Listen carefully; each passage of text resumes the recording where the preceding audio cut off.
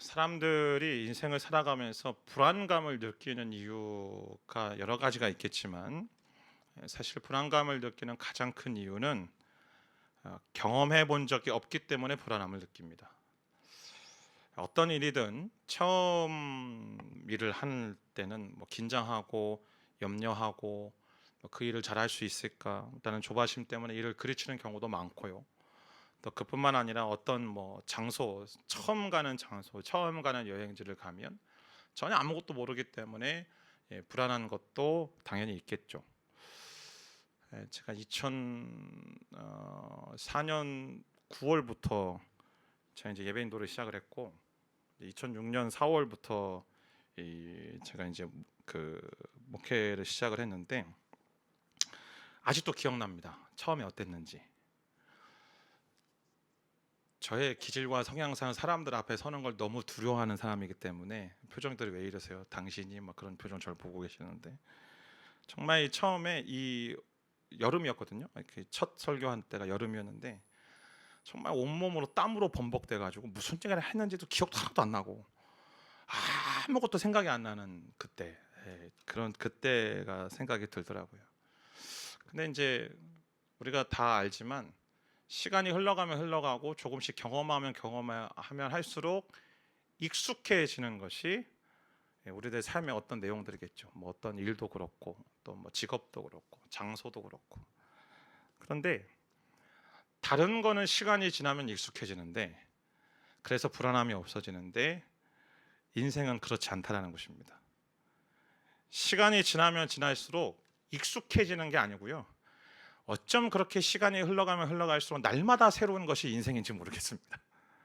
자녀들을 키울 때도 마찬가지고 자녀들도 키울 때도 마찬가지지만 이 정도 키웠으면 이제 어느 정도 다 알 것 같다고 생각하는데 또 다시 새로운 게 등장하고 새로운 내용들이 등장하는 것들을 바라보면 그런 것 같아요. 마치 40년 동안 광야를 헤매지만 40년 동안 헤맸으면 어느 정도 익숙해질 법반도 한데 그러나 매번 새로운 일들이 일어나고 매번 새롭게 하나님을 경험하는 것처럼 우리의 인생도 그러하다라는 것입니다. 그러니 때로 우리는 불안할 수밖에 없는 것이죠. 때문에 제가 오늘 제목을 광야 학교를 수료라는 이야기를 썼습니다. 졸업이라는 이야기를 쓸까 하다가 가만히 생각해 보니 영원토록 졸업은 못 하겠더군요. 광야 학교는 그냥 광야는 가끔 수료했다가 다시 재입학하고 그 과정들이 날마다 우리 안에 반복되는 것이죠. 물론 졸업할 때가 있습니다. 주님 다시 오시는 날. 주님 앞에 서는 날 우리는 그 광야 학교를 졸업하겠죠. 하지만 우리는 날마다 이 광야 속에 살다가 때로는 잠깐 그 광야를 벗어나서 이제는 수료했다고 살아가지만 또 다른 또 광야를 마주하는 것이 우리의 현실이지 않는가 싶습니다. 그래서 오늘 이 광야 학교의 마지막 이 시간을 보내면서 어떤 말씀을 전할까 하다가 이제 우리는 이 광야라는 시간들을 뒤에도 말씀드리겠지만 계속 광야 속에 있을 수도 있고 아닐 수도 있고 광야 학교 수료했다가 또 재입학할 수도 있고 그러나 그 모든 과정과 여정들 속에서 늘 날마다 새롭지만 늘 날마다 불안하지만 그럼에도 불구하고 우리가 잊지 말아야 될 가장 중요한 키워드가 무엇일까라는 부분에 대해서 오늘 이 말씀을 가지고 나눠보려고 합니다. 오늘 이 말씀은 신명기의 마지막 본문이기도 하고 또 모세의 마지막이기도 한 본문입니다. 가나안 땅을 들어가는 그 초입을 앞두고 하나님께서 모세를 데리고 높은 산에 올라가셔서 가나안 땅을 보여주시고 그렇게 말씀하시죠. 잘했어, 수고했어. 근데 너 이제 못 들어가. 여기까지야라고 말씀하시는 저만 재밌나 보군요. 하여튼 그런 지금 상황들인 것입니다. 자, 그러면 오늘 본문 속에서 주고자 하시는 메시지는 무엇인가? 첫 번째, 신실하신 하나님을 우리가 신뢰해야 된다는 사실입니다. 오늘 본문 1절부터 3절까지의 말씀 함께 같이 읽습니다. 시작. 모세는 느보산에 올라가 거기서 여호와께서 그에게 온 땅을 보여주셨습니다.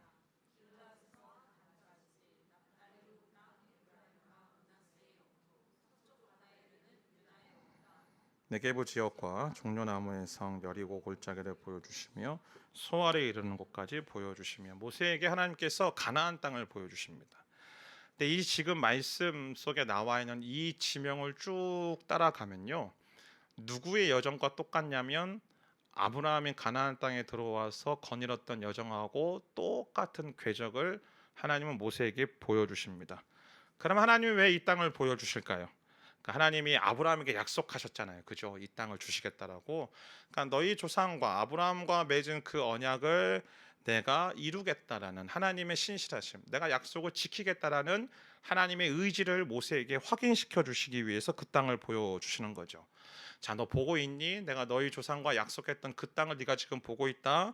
그리고 너희 조상이 걸었던 지역을 네가 보고 있다. 나는 이 땅을 우리 자손들에게, 너희 자손들에게 내가 이 땅을 허락하여 줄 것이다. 하나님 약속하시는 겁니다. 그런데요, 지금 이 가나안 땅에 대한 경계와 지역에 대해서 하나님이 처음 말씀하시는 건 아니고, 저희가 지금 계속 민수기 말씀 아침에 묵상하고 있지만 민수기 뒷부분 34장 말씀을 보면 약속의 땅을 앞에 두고 가데스라는 지역에서 하나님께서 다 백성들을 불러 모아서 뭘 하시냐면, 자, 이제 너희가 들어가서 이러한 땅을 차지하게 될 거야. 그러면 그 땅을 너희가 나누기 위해서 백성의 지도자를 세워. 그래서 12지파의 리더들을 세우고 그 리더들에게 어떻게 해야 될 것을 말씀하시는 장면이 나옵니다. 여러분, 상식적으로 이게 납득이 되십니까? 보통 우리는 모든 것이 다 끝난 다음에 이 일들을 하겠다라고 생각하죠. 그러니까 전쟁도 다 끝나고 땅도 다 차지했어요. 그리고 그 땅에 들어갔어요. 그 땅에 들어가서 이제 모든 게 다 끝났다. 이제 남은 일은 땅만 나누면 되는 거예요. 그럼 그때는 하나님께서 이렇게 하라. 오케이, 알겠습니다. 하나님 그렇게 하겠습니다. 라고 받아들이면 되는데, 지금은요, 그 땅을 차지한 것은 고사하고 아직 들어가지도 않았어요. 시작도 안 했다고요. 지금 들어가면 전쟁해야 되고 싸워야 되고 쟁취해야 되는데 그 모든 일들을 지금 하나도 하지 않은 상태에서 하나님께서 지금 이스라엘 백성들에게 뭐라고 말씀하시는가, 모세에게 뭐라고 말씀하시는가, 자 봐라, 내가 너희들에게 줄 땅이다라고 확인을 시켜주는 거죠. 왜 그럴까요? 왜 하나님이 이때 이렇게 말씀하실까요? 그 이유는 내가 너희와 약속했기 때문에, 내가 이 일을 이룰 거기 때문에 이제 이 땅은 너희의 땅이나 다름없다라고 하나님이 확인시켜 주는 겁니다. 지난주에도 말씀을 드렸지만 이스라엘 백성들은, 아니 우리는 우리의 힘과 우리의 노력을 가지고 우리의 열심을 가지고 싸워서 빼앗고 쟁취해야만 된다고 생각하지만, 아니요, 그러나 하나님은 우리에게 말씀하시는 것이 너희의 노력과 너희의 열심이 아니고 너희가 가지고 있는 힘으로 그 땅을 쟁취하는 게 아니라 내가 그 땅을 줄 거야. 내가 그 땅을 주는 거야. 라고 말씀하시는 거예요. 그러니까 이 약속의 땅에 대한 존재와 이 약속의 땅에 대한 개념, 그곳의 위치, 그곳에서 환경, 그곳에서 어떻게 살아가는 모든 삶의 내용은 이미 누가 계획하시고 누구의 마음속에 있는 것인가? 하나님이 계획하시고 하나님의 마음속에 있는 줄 믿습니다. 때문에 약속의 땅에 대한 소망은, 약속의 땅에 대한 소망을 주신 분은 하나님 자신이라는 거예요. 내가 소망해서 내가 꿈꾸고 하나님 나에게 주십시오 해서 그래 내가 너에게 줄게라고 얘기하는 게 아니고, 우리에게는 어떠한 소망도 없었는데 하나님이 우리에게 야 내가 너에게 줄게라고 약속하시는 거죠. 그걸 말씀해 주시기 위해 하나님께서 오늘 모세에게 보여주신 겁니다. 자, 그런데 중요한 건 지금 모세가 서 있는 곳, 곧 이 모세가 서 있는 이 산 위에서, 그 느보산에서 지금 바라보고 있는 이 바라보게 하시는 모든 것이 실제로 자신의 이 눈으로 볼 수 있는 곳인가? 아니요, 그렇지 않아요. 여기 지명에 나와 있는 이 서쪽 바다는 지중해를 가리키거든요. 근데 느보산에서 70km 밖이에요. 물론 우리는 이렇게 생각하죠. 하늘이 너무 파래가지고 아무것도 뭐 걸릴 게 없으면 보이지 않을 거 아니냐, 거기가 높으면. 근데 이 느보산과 고 지중해 사이에 산봉우리가 3개가 있는데, 그 중에 예루살렘 성에 있는 감람산이 이 느보산보다도 해발 높이가 높아요. 그러니까 앞에 장애물이 있다라는 거죠.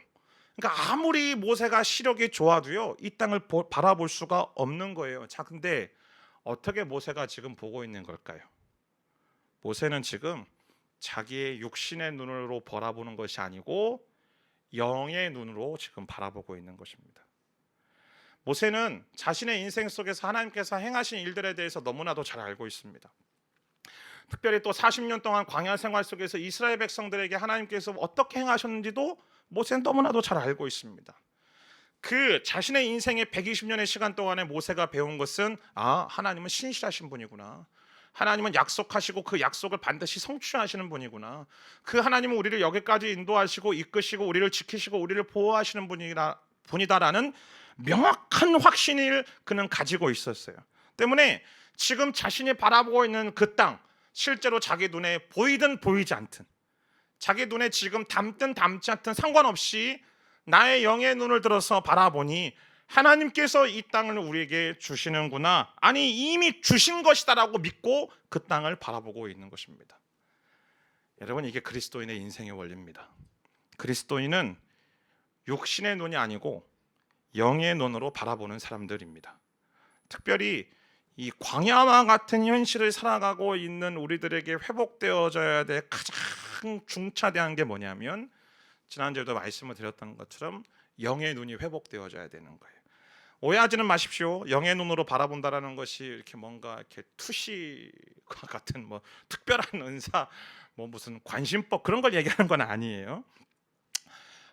산속에서 길을 잃었을 때에 대부분이 어떤 행동을 취하냐면 무작정 아래로 뛰어내려갑니다. 무작정 아래로 뛰어내려가면 살 것 같죠.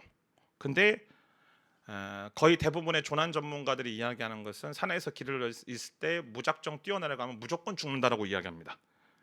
그럼 어떻게 해야 되는가? 무조건 위로 올라가야 된대요. 무조건 위로 올라가서 산 정상에 서서 밑에를 바라봐야 되는 거죠. 위를 향해서 올라가서 내가 지금 서 있는 위치가 어디고 내가 어디로 가야 되고 어디에 동네가 있고 어디에 길이 있는지를 대충 살펴본 다음에 내려가야지, 그냥 무작정 아래로 뛰어내려가면 무조건 죽는다라는 거예요. 여러분, 광야와 같은 우리의 삶, 광야와 같은 인생도 마찬가지입니다. 우리가 살다 보면요, 분명히 방향 감각을 잃고 살아갈 때가 분명히 있습니다. 내가 지금 제대로 가고 있는지, 내가 올바르게 걸어가고 있는지 사실 명확하게 답을 내리기 힘든 그런 시기 때가 오지요. 근데 그때 마치 산에서 길을 잃었을 때처럼 세상을 향하여서 뛰어내려가기 시작하면, 세상으로 내려가면 내려갈수록 우리는 진리의 길을 잃어버릴 수밖에 없습니다. 요나서 1장의 말씀처럼 요나가 하나님께서 니느웨로 가라고 이야기하셨는데 그가 끊임없이 어떻게 하죠? 내려갑니다. 다시스로 내려가고 욥바로 내려가고 다시스로 내려가는 배를 타고 그 배 안에서도 그 배 밑바닥 밑으로까지 내려가고 있지 않습니까? 하나님을 피하면요, 하나님을 떠나면 인생은 내려갈 수밖에 없어요. 그럼 내려가면 뭔가 괜찮아질 것 같은데 아니요, 그렇지 않다라는 거예요. 내려가면 내려갈수록, 세상으로 향하면 향할수록 우리 인생은 질문투성이고요, 우리 인생에는 뭔가 계속적으로 꼬이는 것만 같은 일들이 계속적으로 발생하는 것이죠. 그 위기의 순간 속에 우리는 어떻게 해야 되는가? 우리의 삶을 결정해야 되는 그 순간에 위를 바라봐야만 합니다. 위를 바라보고 하나님이 주시는 이 약속을 믿고 이 약속을 발견해야 되는 것이죠. 여러분, 우리는요, 이 세상을 살아가는 모든 사람들은 공통적으로 현상을 바라보는 눈은 있습니다. 누구나 현상을 보는 눈은 있어요. 근데 현상을 보는 눈으로 가지고 이 세상을 바라보면 다 똑같아요. 괴롭고 고통스럽고 힘들고 정말 죽을 것 같다라고 이야기하는 거, 그게 우리의 삶 아닙니까? 막 좌절스럽고 막 풍랑 속에 있는 것 같고 답답하고 터널과 같은 흑암 속에 던져진 것 같고. 하지만 모든 사람들이 현상을 보는 눈으로 가지고 세상을 살아갈 때 그리스도는 어떻게 해야 되는가? 물론 현상을 바라보는 눈도 필요하지만 우리는 하나님의 약속을 볼 수 있는 눈이 있어야만 합니다. 언약의 눈, 약속을 바라볼 수 있는 눈이란 하나님이 보여주시고 하나님이 보게 하시는 그 약속, 그리고 하나님이 그 약속을 반드시 이루실 것이다라는 하나님의 신실하심을 믿게 하는 그 언약의 눈, 그 하나님이 전능하신 하나님이 얼마나 나를 끈질기게 사랑하시는지를 내가 믿고 내가 바라볼 수 있는 그 눈이 우리 가운데 있어야 되는 것이죠. 이 눈을 가져야만 우리는 하나님의 날마다의 삶 속에 약속을 이루어 가심을 보고 경험하게 되는 것입니다. 자, 그런데 우리는 이렇게 얘기합니다. 나는 어려울 때에, 나는 힘겨울 때에, 나는 정말 고통 가운데 있을 때에 위를 바라보는 시각을 가지고 살아갑니다 라고 말하는 분도 있을 겁니다. 그러나 여러분, 우리가 이 하나님의 약속을 바라보는 눈은 어떤 특별한 상황, 어떤 특별한 어려움들을 겪을 때만 그 눈을 가지고 살아가는 게 아니고요, 내게 주어진 날마다의 하루의 삶 역시 이 하나님의 약속의 눈으로 바라봐야 되는 거예요.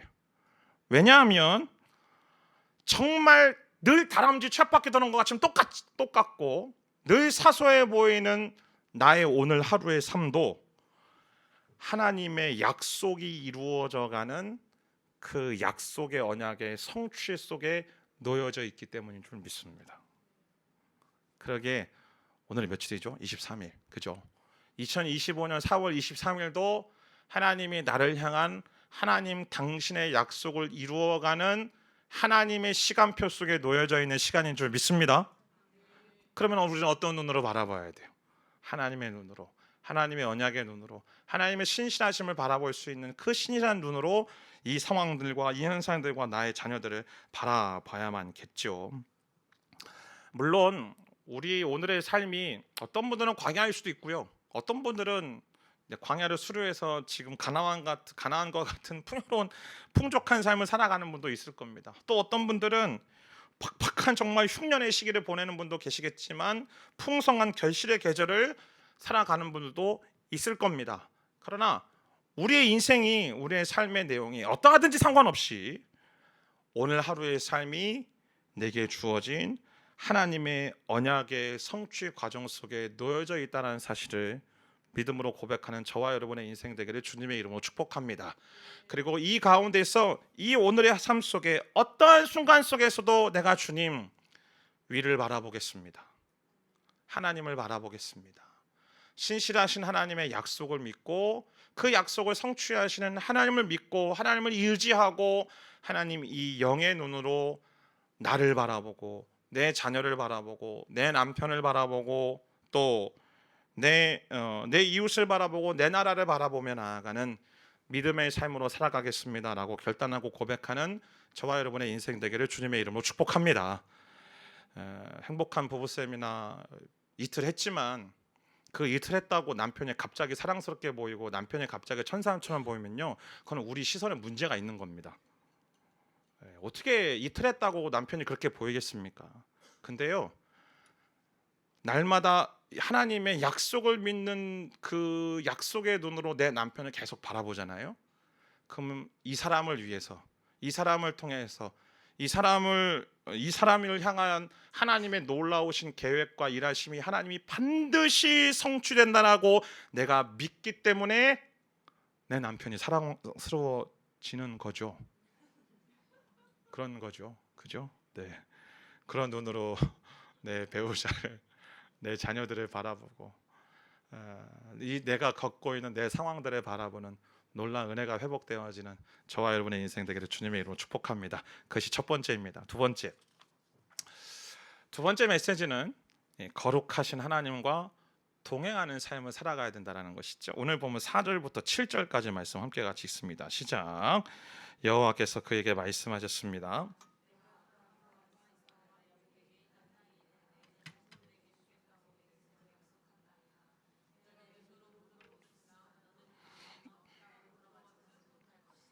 그러자 여호와의 종 모세는 여호와께서 말씀하신 대로 거기 모압 땅에서 죽어 모압 땅 벳볼 반대편 골짜기에 묻혔습니다. 그러나 지금은 그의 무덤이 어디에 있는지 아무도 알지 못합니다. 모세가 죽을 때 120세였습니다. 그때 그의 눈은 흐리지 않았고 그의 기력도 쇠하지 않았습니다. 정말로 성경을 읽으면서 아이러니한 건 그렇게 신실한 게 하나님을 바라보고 영의 눈으로 바라보았던 모세임에도 불구하고 가나안에 들어가지 못한다라는 거예요. 모세가 가나안에 들어가지 못하는 이유는 이제 민수기 이제 다음 달 본문에 나오겠네요. 민수기 20장에 보면 가데스라는 지역에서 일어난 한 가지 사건 때문에 그래요. 그곳에서도 마실 물이 없다라고 불평을 하기 시작해요. 하여튼 끊임없이 불평합니다, 이 백성은. 그래서 이제 모세가 하나님께 나아가죠. 그랬더니 하나님께서 어떻게 말씀하시는가? 반석을 향하여서 명령하라고 말씀하세요. 그러면 그곳에서 물이 나오게 할 것이다 라고 이야기해요. 그래서 그 말씀을 듣고 이스라엘 백성들 앞에 섰는데 얼마나 불평하고 얼마나 짜증내는지 이제 모세도 폭발한 것이죠. 그래가지고 내가 너에게 어떻게 하리라고 해서 들고 있는 지팡이로 반석을 내리쳤어요. 그랬더니 그 반석에서 쪼개지고 그곳에서 물이 나오기 시작하는 거죠. 백성들은 막 먹습니다. 기적이 일어난 거잖아요, 그렇죠? 근데 하나님 뭐라고 말씀하시는가? 민수기 20장 12절 말씀을 보면 너희가 나를 믿지 못해서 이스라엘 자손들 앞에서 내 거룩함을 나타내지 못했다라고 되어 있습니다. 그 사건을 통하여서 하나님은 당신의 거룩함을 나타내고 당신이 누구인지를 보여주시는 기회로 삼고자 하셨는데, 모세가 자기의 힘으로 지팡이를 내려침을 통하여 사람들은 하나님이 아니라 모세를 바라보기 시작한 거죠. 그래서 하나님은 모세에게 말씀하십니다. 너희는 그래서 그 땅으로 들어가지 못할 것이다.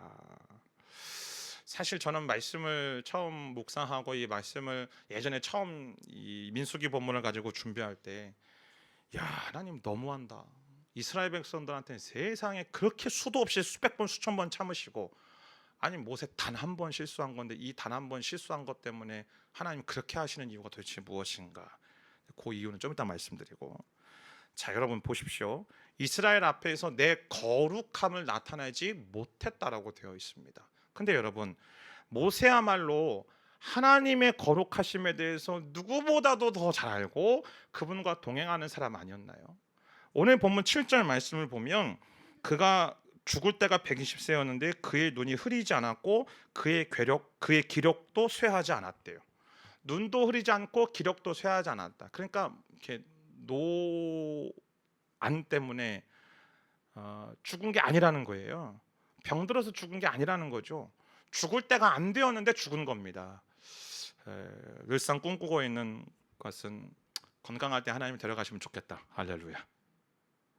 아내가 있는데 이런 얘기해서 좀 그렇지만 하여튼 그런 마음이 저한테 있습니다. 맨날 아프니까 이게 좀 그런 마음이 자꾸 들더라고요. 근데 중요한 건 지금 이 말은 육체적인 건강을 이야기하는 게 아니고, 물론 그것도 맞지만 눈이 흐리지 않았다라는 것은 성경에서 보통 언제 사용하는 말이냐면 영적인 분별력을 말할 때 사용하는 말이에요.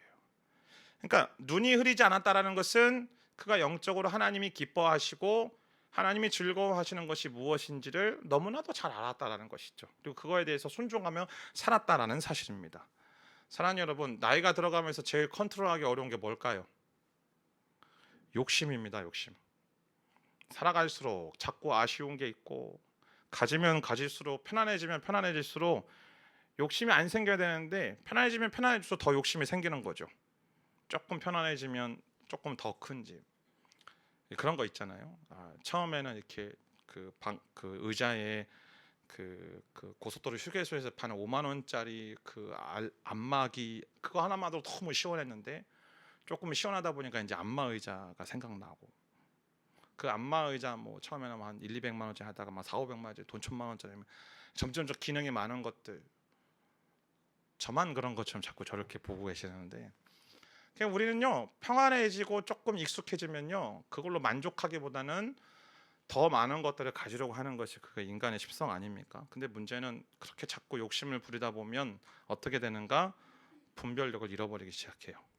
근데 오늘 모세는 죽을 때까지 분별력을 잃어버리지 않았다라는 것이죠. 자, 이러한 모세의 인생에 대해서 성경은 어떻게 말하고 있는지를 살펴볼 텐데요. 히브리서 11장 25절부터 27절까지 말씀을 함께 같이 읽습니다. 시작. 그는 잠시 주의 키락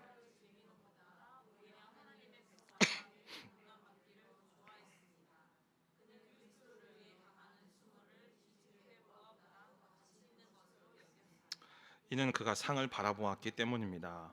믿음으로 모세는 왕의 진노를 두려워하지 않고 이집트를 떠났습니다. 그는 보이지 않는 분을 보는 것 같이 여기고 인내했습니다. 그의 인생 속에서 영적인 분별력을 가지고 자신에게 주어진 이 상황들 속에서 그가 결정하고 선택했던 것은 보이지 않는 분을 보는 것처럼 살아간 것이고, 그리고 그는 예수 그리스도를 위하여서 살아갔음을 성경은 우리에게 말해주고 있는 것이죠. 모세의 삶을 잠깐 살펴보면 40년 동안 이집트에서 왕실에서 왕자로 살지 않았습니까? 그는 당시 가장 최강대국이었던 이집트의 이 찬란했던 모든 문화와 경제와 정치와 또 여러 가지 어떤 군사와 철학 등을 배웠습니다. 근데 그 똑똑함과 그 잘남으로 모세가 행한 일은 뭐예요? 사람을 죽인 것이죠.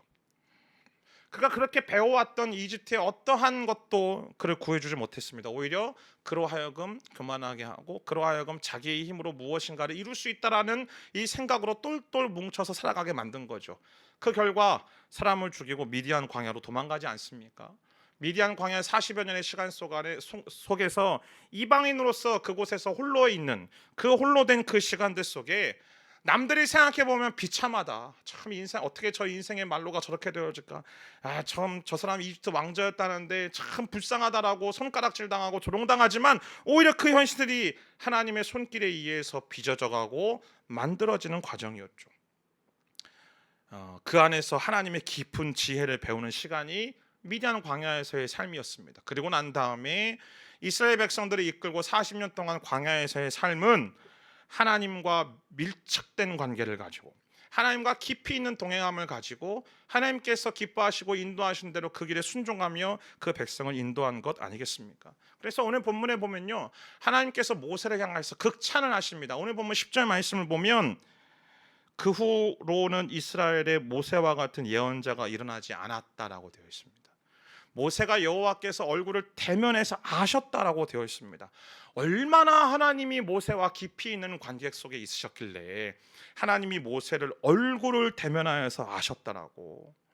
여러분, 성경 속에서요, 친구처럼 가까이에서 대화하셨던, 하나님께서 대화하셨던 유일한 인물은요, 다윗이 아닙니다. 모세 한 사람밖에 없습니다. 그만큼 하나님과 밀착된 삶을 살아가는 것이죠. 그러니까 인생 끝에 이렇게까지 극찬을 받는 사람은 성경 속에 나타나지 않아요. 모세 한 사람이 유일한 것이죠. 그러니 하나님을 거룩하신 분으로 고백하는 사람은요, 하나님과 밀착된 관계를 가지며 살아갑니다. 사랑하는 성도 여러분, 그리스도인의 강함은 내가 강하게 무장되는 게 아니에요.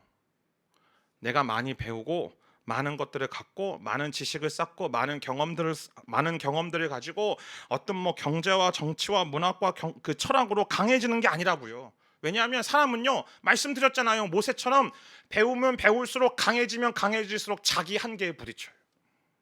자기 한계 속에 놓여져 살아간다고요. 그 한계 속에서 오히려 내가 옳다라고 여기는 자기중심적이고 자기주장만 늘 강한 삶으로 살아갈 수밖에 없는 것이 우리의 인생의 연약함입니다. 때문에 그리스도인이 정말로 강해지는 것은 더 많은 경험들을 하고 더 많은 것들을 갖고 더 많이 배워야 되는 것이 아니고, 내가 오늘 얼마나 하나님께 밀착되어서 살아가고 있는가, 그것이 바로 우리의 강함을 결정하는 기준인 것이죠. 이러한 하나님과 밀착된 관계, 이러한 하나님과 빈틈없는 관계를 가리켜 성경이 뭐라고 말하는가? 거룩이라고 말하는 거예요. 그게 거룩이에요. 죄 안 짓고 살아가는 게 거룩이 아니고, 우리의 인생 속에서 하나님과 얼마나 밀착된 관계를 가지며 살아가는가, 그게 거룩인 거예요. 때문에 거룩의 반대말은 하나님을 믿지 못하는 불신인 것이죠. 사실 이걸 말씀하시기 위해서 모세가 가나안에 못 들어간 겁니다. 표면적인 이유는 모세가 하나님의 거룩함을 나타내지 못했다라고 되어 있지만, 그러나 본질적인 이유는 모세가 들어가지 못하게 함을 통하여서 하나님이 이스라엘 백성들에게 지금 가르쳐 주시는 거예요. 가나안은 어떤 곳인지. 하나님이 모세에게 율법을 주셨잖아요. 그죠? 근데 율법을 주시고 난 다음에 그 율법대로 이스라엘 백성이 온전히 살아갔는가? 아니요, 그렇지 않아요. 율법을 주자마자 그들은 범죄하고 불평하고 원망하고, 결국에는 어제 오늘 우리가 생명의 산 본문을 통해서 보았지만, 결국엔 하나님의 심판을 받아서 이 광야에서 태어난 이 세대들을 제외하고는 모든 사람들이 다 죽을 거다라고 하나님이 심판하시지 않습니까? 그러니까 하나님이 보여주시는 건 율법을 통하여, 곧 인생의 사람의 노력과 열심과 사람이 가지고 있는 것으로는 그 어느 누구도 가나안에 들어갈 수 있는 자격과 기준을 얻어낼 수 없다라는 걸 말하기 위해 이 율법을 상징하고 있는 모세가 상징적으로 들어갈 수 없게 된 겁니다. 그러면 누구의 인도에 따라서 이 이스라엘 백성들이 들어가죠? 오늘 본문에 보면 모세가 여호수아에게 기름을 붓잖아요. 여호수아라는 이름이 무슨 뜻인가요? 여호수아, 호세아, 예수 다 같은 말이에요. 어떤 말인가요? 내 백성을 구원할 자. 그게 예수라는 뜻이죠. 그게 여호수아라는 뜻입니다. 구원하는 자, 곧 하나님에 의해서 하나님의 은혜로만 들어가는 그 땅임을 보여주시기 위해서 모세가 못 들어간 겁니다. 때문에 우리가 하나님을 거룩하신 하나님이다라고 고백한다라는 것은, 우리가 하나님을 어떤 하나님으로 고백하는가? 하나님이 공의로우신 하나님이요 하나님이 은혜로우신 하나님임을 우리가 동시에 고백하는 거예요. 때문에 우리의 모든 믿음의 개념은 어디에 근거하는가? 내가 믿습니다라는 나에게 근거하는 게 아니에요. 나의 믿음의 개념은 오직 공의로우시고 은혜로우신 하나님께 근거하는 것입니다. 아니 내가 내 모습 보면은 이게 가당키나 하냐고요. 늘 약하고 깨어지고 넘어지고 실망하고 실패하고 뭐 저는 안 그렇습니까? 날마다 부서지고. 근데 여러분 깨지고 부서져야 하나님께 밀착될 수 있어요. 참 신기해요. 인생이 많은 것들로 풍요로워야만 하나님을 찾고 하나님께 밀착되는 게 아니고 사람은요 깨어지고 부서져야만 하나님을 찾고 하나님께 밀착될 수밖에 없다라는 것이 우리인 것이죠.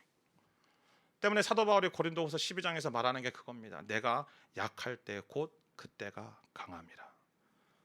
사랑하는 성도 여러분, 그래서 광야는요 저주받은 장소가 아니고 광야는 고통스러운 시간이 아니고 광야말로 내가 하나님께 밀착하는 법을 배울 수 있는 가장 축복된 장소요 가장 은혜로운 장소인 줄 믿습니다.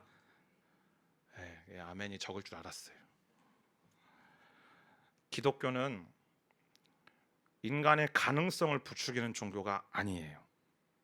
기독교는 우리를 무슨 도덕과 윤리로 더 씌워가지고 뭐 고상하게 살아가게 만드는 종교가 아니라고요. 기독교는 내가 계속 부서지면서 그 좌절과 연약함을 확인하면서 나는 연약하고 나는 약하지만 그러나 내 주님은 강합니다라고 고백하면서 일평생 주님께 얼마나 더 밀착하는가, 그 얼마나 더 밀착하는 그 밀착하는 싸움을 살아가는 것이 그것이 그리스도인의 삶입니다. 하나님이 어떤 분이시를 알아가면 알아갈수록 우리는 그분께 더욱더 밀착하게 되는 것이죠. 때문에 광야는 우리로 하여금 하나님을 어떤 분이신지를 알게 하는 장소입니다. 이를 위해서 하나님이 우리를 광야에 두신 겁니다. 우리를 위해서, 우리로 하여금 하나님이 어떤 분이신지 알기 위해서. 그러기에 광야는 고난과 저주의 장소가 아니고 하나님을 하나님답게 경험하는 은혜의 장소이고, 그러기에 광야는 절망과 낙심과 한숨으로 점철되어져 있는 것이 아니고 하나님과 밀착하며 하나님과 동행하며 살아가는 내 삶의 현장인 줄 믿습니다. 사랑하는 여러분이요, 어떤 삶의 현실 가운데 놓여져 있든지 간에 그 삶의 현실 속에서 공의로우시고 은혜로우신 하나님 앞에 나아가 더욱더 주님께 밀착하고 주님과 가까이하고 주님 안에 거하는 하나님과 동행하며 살아가는 놀라운 믿음의 삶으로 살아가게 되기를 주님의 이름으로 축복합니다. 마지막으로 세 번째, 신실하신 하나님을 신뢰하고 거룩하신 하나님과 동행하는 사람에게는 반드시 나타나는 결과값이 있습니다. 그것은 무엇이냐면 예수님을 기억나게 하는 사람으로 살아갈 수 있다는 사실입니다. 히브리서 본문을 보면 모세가 자신의 인생에 실질적으로 누구의 모형을 가지고 있는지를 말해주거든요. 히브리서 3장 5절부터 6절까지 말씀입니다. 함께 같이 읽습니다. 시작. 또한 모세는 하나님의 온 집에서 종으로 충성했습니다. 그러나 그리스도께서는 하나님의 집에서 아들로서 충성하셨습니다.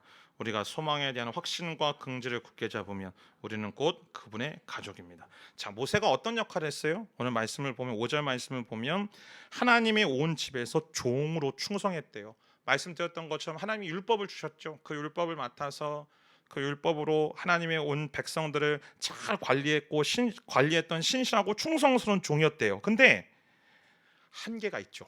말씀드렸던 것처럼 율법을 맡은 자이기 때문에 가나안 땅으로 백성을 들이지 못하는 거예요.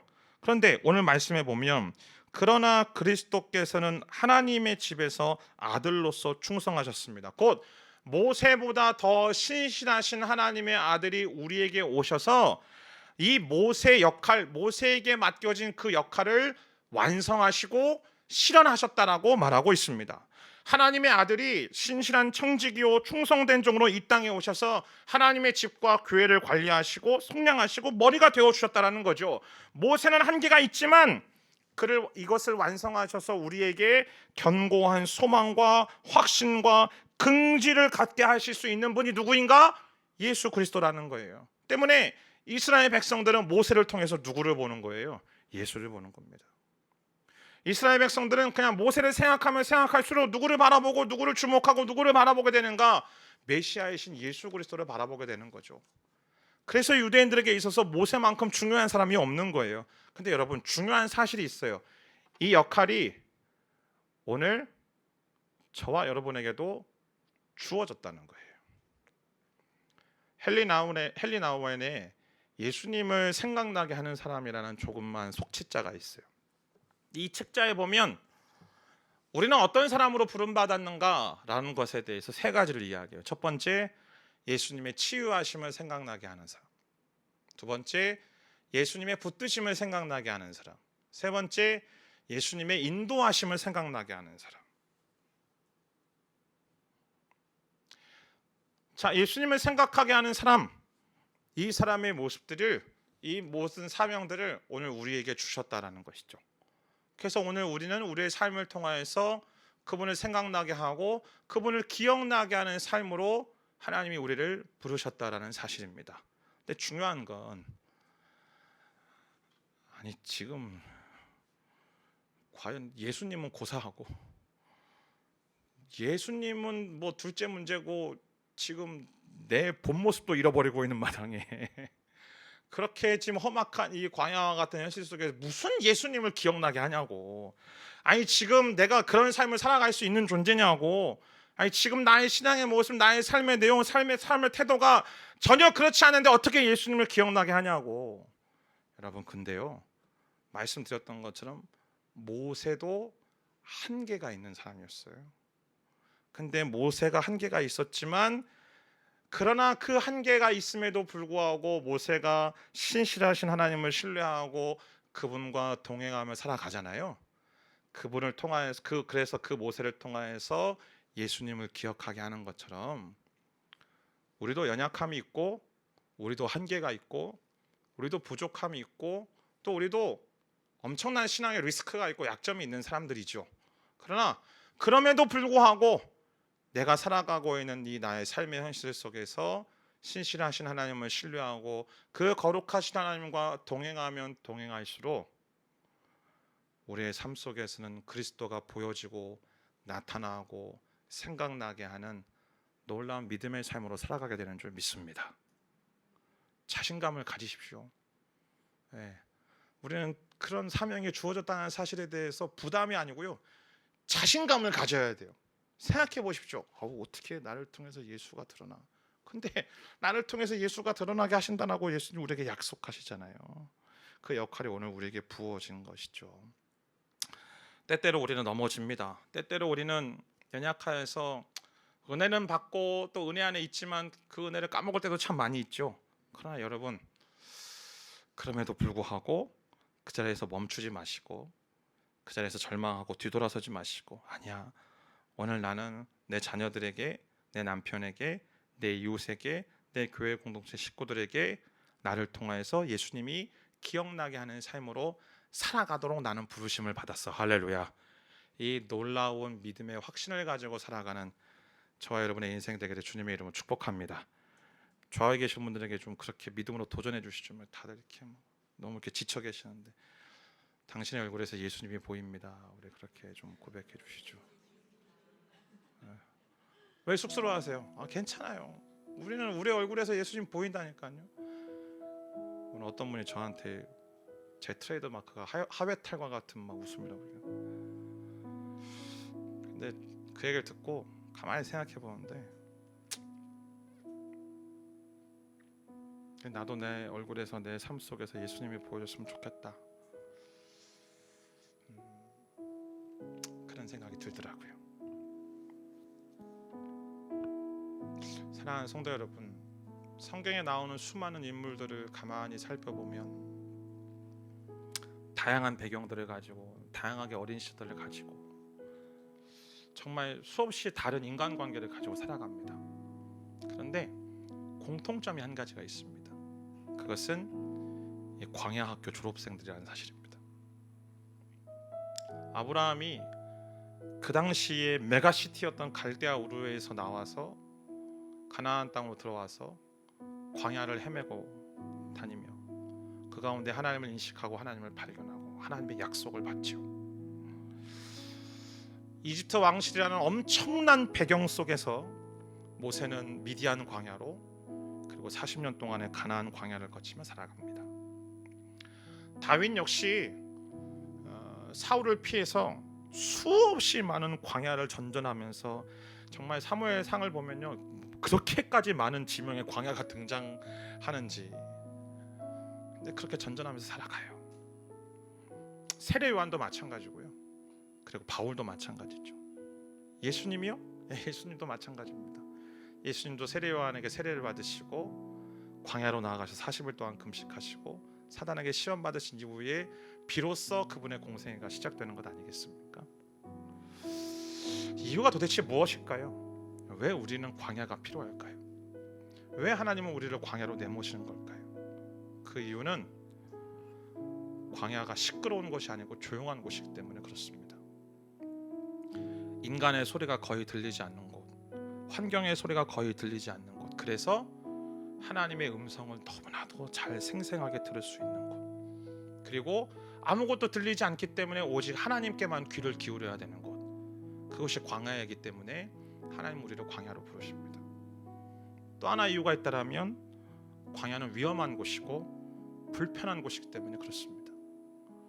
위험하고 불편한데 의지하고 의존할 것이 아무것도 없죠. 그래서 광야야말로 철저하게 하나님을 의지해야 하는 곳이 광야이기 때문에 하나님이 이 수많은 사람들 광야로 내모신 겁니다. 신앙이란 뭘까? 이제 광야 시리즈를 마무리하며 과연 우리 믿는 믿음이란 뭘까? 신앙이란 뭘까? 생각해 보면요, 신앙이란 일평생 내가 아무것도 아니다라는 사실을 고백하며 내가 오직 주님만 의지하겠습니다. 오직 주님께만 귀를 기울이겠습니다. 내가 오직 주님만 바라보겠습니다 라고 고백하는 것이 그게 신앙이고 그것이 믿음입니다. 나의 믿음이 좋다라는 건, 나의 신앙이 좋다라는 건 내가 얼마나 예배 잘 드리고 내가 얼마나 기도 많이 하고 내가 얼마나 성경에 대해서 많이 하냐, 그게 아니고요, 내게 주어진 오늘 하루라는 시간 속에 나는 얼마나 하나님을 의지하고 하나님과 밀착하여서 하나님 안에서 살아가고 있는가, 그것이 우리 신앙의 힘입니다. 때문에 광야 학교를 서두에도 말씀드렸던 것처럼 그 안에 계속 있을 수도 있고요, 지나갈 수도 있고 지나갔다가 다시 들어올 수도 있지만 그 모든 시간들 속에서 우리는 종국에 어떻게 고백하는가? 갈라디아서 2장 20절 말씀처럼 이제는 내가 사는 것이 아니요 내 안에서 그리스도께서 사십니다라고 고백할 수 있는 것이, 그것이 광야에서 우리가 할 수 있는 유일한 고백이고 가장 중요하게 회복되어져야 될 고백인 줄 믿습니다. 이 고백은 이런 이야기입니다. 주님, 내가 존재하는 이유는 주님 때문에 존재하는 겁니다. 내가 사는 건 주님 때문에 사는 것입니다. 그리고 내가 지금 이 땅에 살아가는 이유는 나를 향하신 하나님의 계획과 뜻이 있기 때문에 내가 이 땅에서 살아가는 것입니다. 이 고백이 우리가 주님 앞에 서는 그날 때까지 주님께 드려져야 될 고백이고 결단이어야만 되는 줄 믿습니다.